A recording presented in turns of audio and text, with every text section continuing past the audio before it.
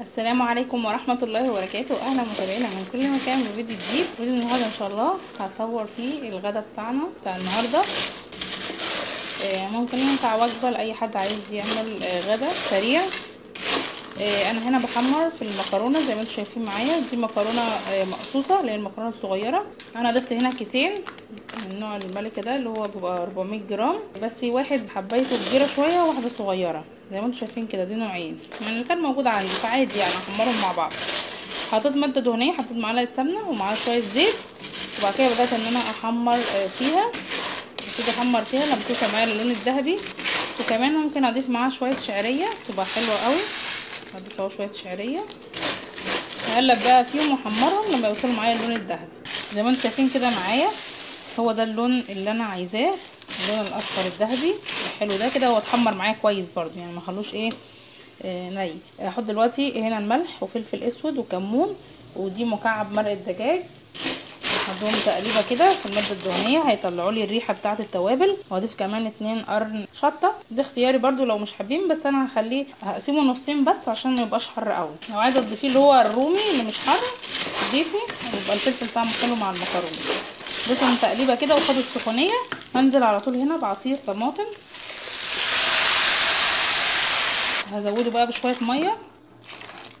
انا كده ضفت له الميه بتاعته. طبعا المكرونه ما بتاخدش ميه كتير زي الرز، تبقى اقل من الرز، تبقى بالشكل ده كده. اسيبها بقى تغلي، بعد ما تغلي بقى هوطي عليها واسيبها تتشرب عشان تستوي معايا. كده مظبطه الملح والبهارات وكل حاجه، هسيبها بقى تستوي وبعد كده هوريها لكم لما تستوي.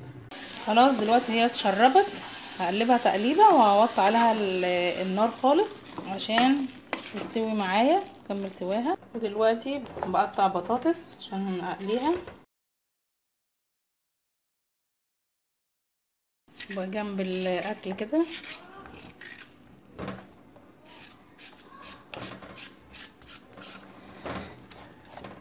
وكمان هنا عامله مع الاكل عصير مانجا. طبعا ده عصير مانجا فريش، انا مخزنه مانجا في الفريزر، بطلعها تبرد شويه وبفرمها. يبقى افضل يعني ما تجيبي حاجه ساقعه ولا كده. المشروبات الغازيه طبعا مش صحيه، وده يبقى مشروب اي نوع عصير عندك يبقى جنب الاكل. هقدمه يعني مع الاكل عشان لو ما الاولاد ولا حد تشربي اثناء الاكل او تبلعي بيه بدل الحاجه الساقعه، يعني يبقى مشروب صحي افضل.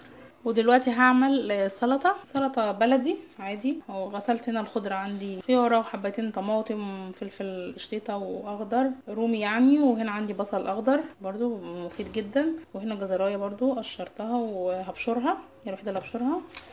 وعندي ليمون، وعندي هنا خس غسلته. وفي عندي كمان خضرة هنا هقطعهم وهجهزهم، بعد كده هوريكم الشكل النهائي. كده انا قطعت السلطه الخضراء، طبعا لسه هقلبها خلصتها. هاجي دلوقتي على الدريسنج او الصوص اللي انا هحطه عليها. بدل ما هعصر ليمون كده هتفرق قوي لو عملتي الحركه دي.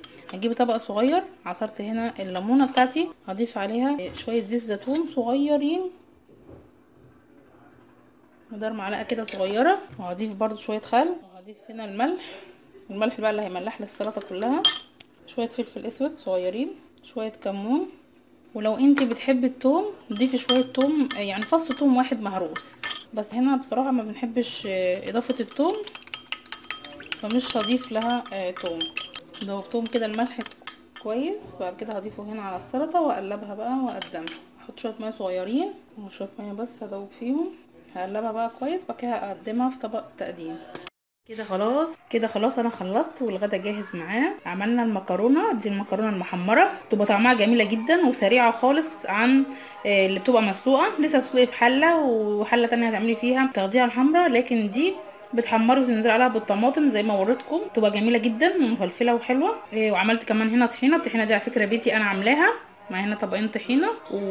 والكفته دي انا عملتها برضو، هقول لكم انا عملتها ازاي سريعا.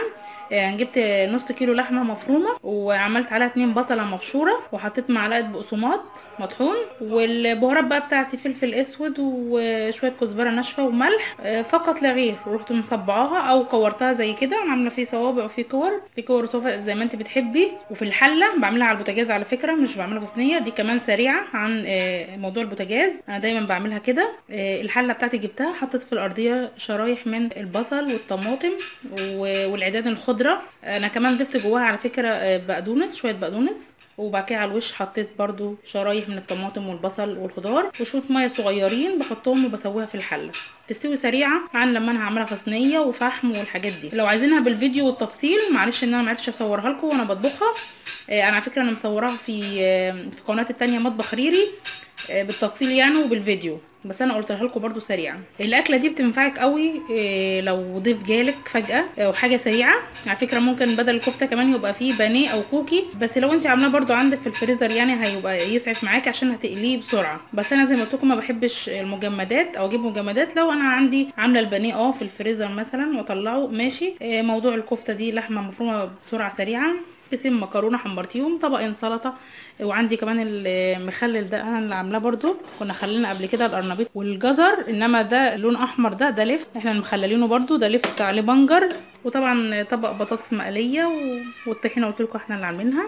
غدوه سريعه وبتبقى جميله، وطبعا رغيفين عيش بلدي جنبك، اللي عايز ياكل بالعيش ماشي، اللي عايز ياكل مكرونه. يا رب الفيديو يكون عجبكم ويكون خفيف على قلبكم. اتفضلوا معانا، والله نفسي يعني نفسي تبقوا معايا وجنبي وتتغدوا معانا، نعمل معاكم احلى واجب. يا رب اكون ضيفه خفيفه على قلبكم. الى اللقاء في فيديو جديد ان شاء الله. السلام عليكم ورحمه الله وبركاته.